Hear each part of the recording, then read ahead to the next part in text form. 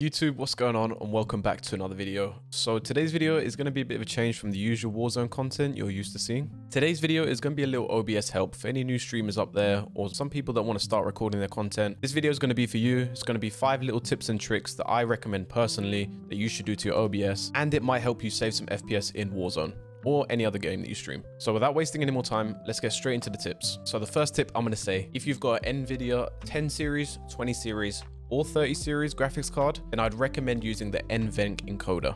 This is a small tiny chip inside 10, 20, 30 series graphics cards that handles all the hassle of streaming and recording built into your graphics card at no extra cost. This thing is amazing. The way Nvidia have streamlined it and made it so smooth and easy for streamers and content creators to produce content off of their graphics cards is so easy and much more convenient than the usual CPU processing. Now let me show you how to activate it on OBS. So this is my OBS screen. All you're going to simply want to do is head down to your settings, head down to your output setting, and then on your encoder, you're going to want Nvidia NVC H264 new.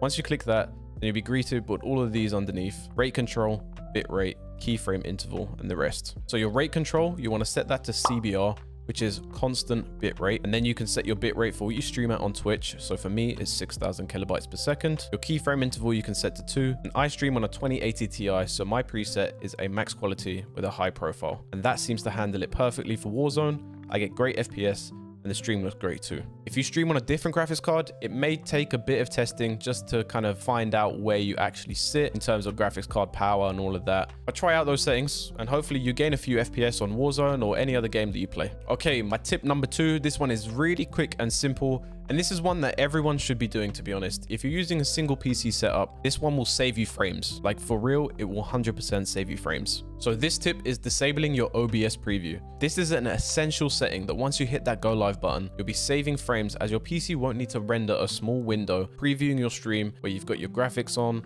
your webcam on. It will save on all of that hardware and it'll put more of it into your games, so hopefully you should gain more FPS. So to do this one is real simple. You want to be looking at your OBS screen, and this whole gray area here, you just want to right click and click on Enable Preview. Once you click on that, it will say Preview is currently disabled. Your stream will still be live, you will be recording or whatever you're doing in the background. You just won't see a live preview of your window and you'll be saving on frames. Okay, this next one is going to be for the neat freaks out there like me, like everything to be organized. So this one, you could put all your webcam with your overlays all into one folder, and your game screen and all the other games that you want to capture all into the other one. Makes it nice and simple and easy to look at, so you can manage. If you want to disable one layer, it makes it really easy to find instead of scrolling through a list trying to disable that select one. So to do this, you want to head over to your sources tab in OBS. So I've already got mine all laid out here. All you want to be doing, right click, click on add, and then you want to go into group. You should be greeted with this window and it'll ask you to name it, so you can name it whatever you want. So for example, I've got mine with games, camera, alerts, and inside these folders is a nest with all my sources. It makes it super easy, just really quick to navigate through your sources. All right, so this next one is for the people out there that want to do more for their audio. But this is called a limiter. What this does is just simple. It limits how loud audio can be. So if you set this on all of your audio, or if you just want to set it just on your game or your microphone or your game cannot go past a certain point in terms of decibels. Now, decibels is how you measure loudness in an audio source. And to do this, you're going to be looking straight at your audio mixer, click on the cog. So for example, for mine, it's on my microphone. You go onto your filters, you're going to want to go onto your plus sign. And if you hit limiter, you'll be greeted with what you want to call it. For example, I've already got one made. And then you're going to have a threshold and release area. So your threshold is how high you want the threshold to be. So for example, 0 decibels, it's not going to have any effect. I've set mine to 8 decibels, which is a comfortable volume, so that if I scream or if one of my games that I play is really, really loud, it doesn't make the stream so loud and viewers might get scared, or it might, you know, bust the speaker or something like that. And with the release, you're going to want to set that really low. That's obviously how quick the limiter is going to kick into action. Again, you may need a bit of experimentation with this one to see what's perfect for your stream, because everyone's audio levels are going to be different. Tinker around with that for a bit and see if you can find what your perfect settings are. You can monitor this through the audio mixer. As you see me speaking right now, it's in the good region. If it starts to hover to the orange or the red, you might want to rethink and push that limiter a bit more down. Okay, and for my last tip, now this is a bit of a self-promo, okay, but this, honestly, it's a necessity. It's made my life so much easier when I want to switch through sources, when I need to get up in a hurry or something like that.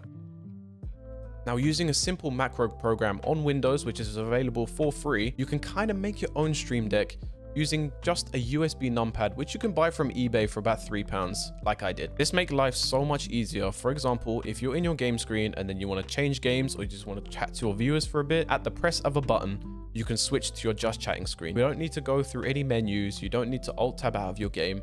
You can stay where you are, just at the press of a button on your numpad, it will change. Now, I'm going to drop a link to that video in the comments below, and there's going to be a card floating above here. So do make sure you click on that, get yourself one of them, and let me know how much life has been made easier for you. Appreciate anybody that stayed locked in for this whole video. I hope some of these tips have become helpful for you. If you want to see more of these videos, please do let me know in the comments below. Also, let me know by dropping a like on this video. If I see a high interaction with this video, I think that you guys will like it, so I'll continue making more of them. So if you got any suggestions, please do drop them in the comments below. As with all my previous videos as well, all my social links are going to be down below, so if you want to check those out and show them some love, I would appreciate that too. And lastly, my Twitch link is going to be there, where I stream predominantly Warzone at the moment, but we do tend to play a few other games here and there.